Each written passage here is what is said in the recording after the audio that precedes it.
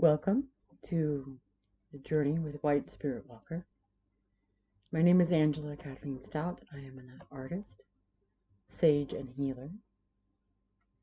And I was gifted the birthsong, White Spirit Walker, by the spirit keeper of the medicine wheel.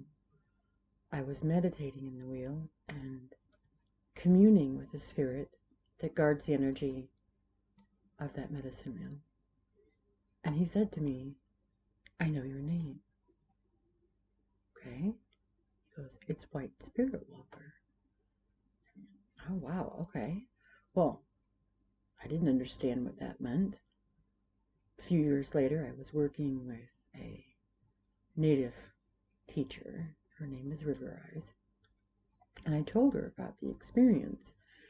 And she goes, "That's your birth song." I went, "What do you mean?" She goes, "Birth songs are gifted to you by your elders. The spirit keeper was your elder. Your birth song is White Spirit Walker." He had given me that because he recognized the fact that I was connected to ancestors, that I had this ability, this mediumship, and this connection to spirit, and that I'm walking a journey. So I thought that was interesting, and my teacher thought it was very appropriate. So I started to call myself White Spirit Walker. It took me about a decade of healing to be able to really embrace the name.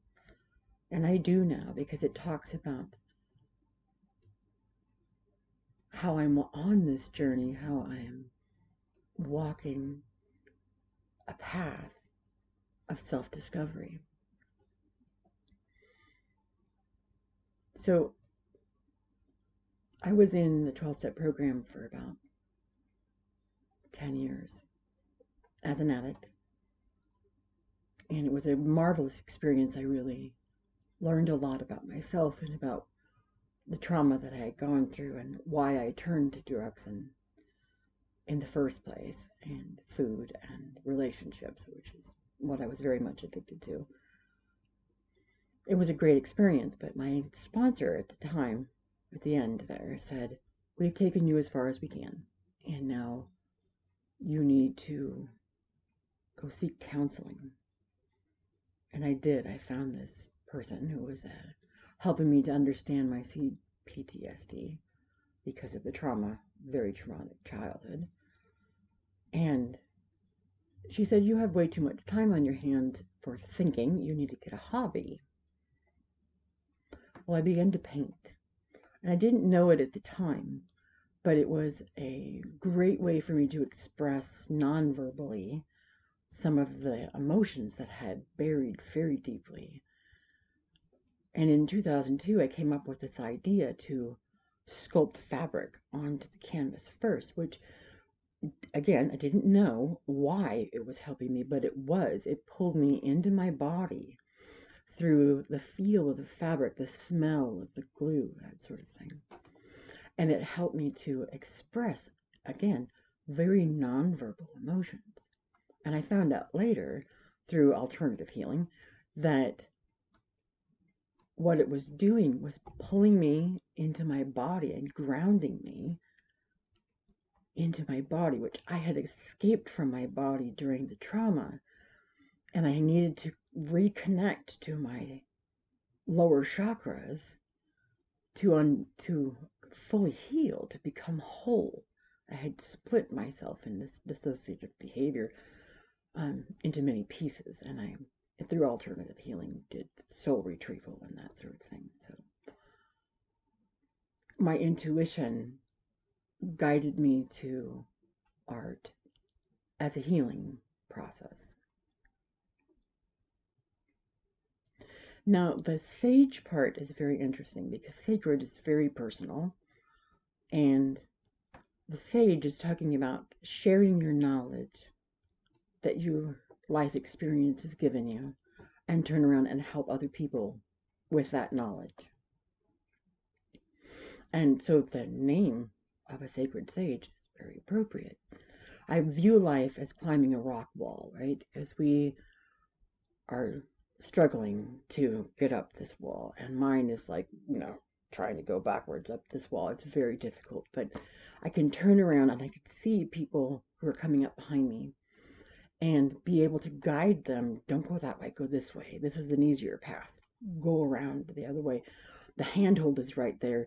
Rest for a minute. You need to rest, because if you don't, pull out your hammock and rest, you're going to get exhausted, and you're not going to be able to make it much further. So you can be able to guide people up their own rock wall. That's about being a sacred sage. And the healer part is very interesting too, because I had to heal myself in order to be able to heal other people. In Reiki 1, we learn to heal and give Reiki energy to ourselves. In Reiki 2, we learn to turn around and give that to other people. In the 12-step, we do the 12 steps to understand our own reason why we are addicted to the things we're addicted to, and then you turn around and you give it back to your community as part of a thing. So in healing, I think that's the case too. I spent decades healing myself, and I spent the last decade turning around and helping other people heal. I have a connection to the way I see it. It's a visual. It's very like the net of energy around the world. And I had this friend who was not feeling well, and she's in Wales. So I looked over the energy field to Wales, and I asked their guides, to her and her daughter's guides, to throw up signs like fireworks, like flares. And I went to that flare, and I remotely sent the healing to her in Wales. I thought that was a good way to describe the energy healing that I do remotely. And my daughter, who wants to be a midwife, went to a class, and the teacher said, one teacher said that if you have birth trauma, you can't be a birth worker. My daughter has pretty severe birth trauma and was very upset because she wants to be this midwife. And then she started doing other research, books that she's read, and other teachers and podcasters who've been talking about it were saying that that actually people who've been through birth trauma make the best birth workers, because they will fight for you. They will advocate. They were going to do everything they can to make that birth experience good for the women that they're caring for. Well, I see that as true of healers as well. I didn't know that my healing process would be able to help other people. I thought maybe I couldn't be a good healer, but it's the opposite. I could be the best healer because I'm not just sympathetic as to where they were. I'm also empathetic because I've been through the process. So it's more connected to that was Meg. I was in my dog. I'm more connected to the process of healing and energy healing because of my own process through the healing that I have experienced. So I think that people who have been through severe trauma and have healed that severe trauma make the best healers. That was my point. So this journey that I'm on, it's about self-discovery and healing. And if you would like to join me on this journey, when we are born, it's like being a perfectly smooth sphere of light.